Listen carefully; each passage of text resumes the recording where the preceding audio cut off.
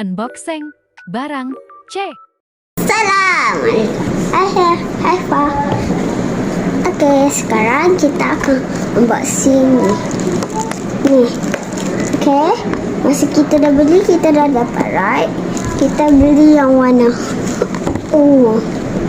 yang punya dia macam anjing, haiwan anjing, kuning, kucing, kalau pink, bab satu.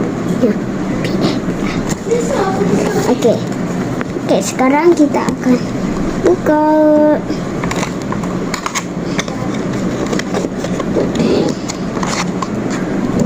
Mesti dapat saya gitu sekali. Buat saya tengok. Ni, saya dah dapat.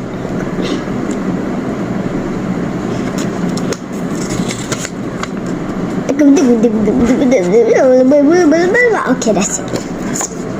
Okey, sekarang kita tengok. Ni giliran kali. Tengok. Ya. Okey, ni dapat charger sekali. Biar tak hilang, kita akan simpan lalu. Okey, ini.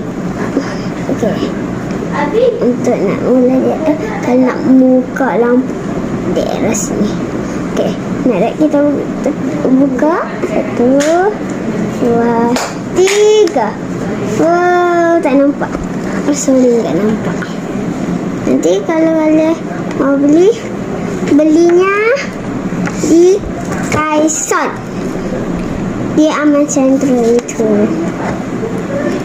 Enggak nampak, sorry ya. Ini tinggal sangat terang. Okey, mata tutup. Okey. Tu je. Okey. Nanti kita tadi kita nak cas.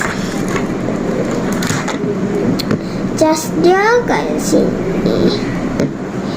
Ini kita buka dulu.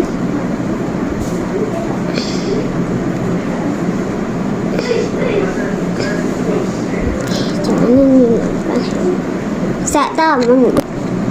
Okey, kita dah ambil gunting. Ini macam dah nampak dah. Tuh. Nanti kalau cuma tekan. Nampak tak? Ya. Nampak. Sebab ini terang banget. Okey. Kita gunting.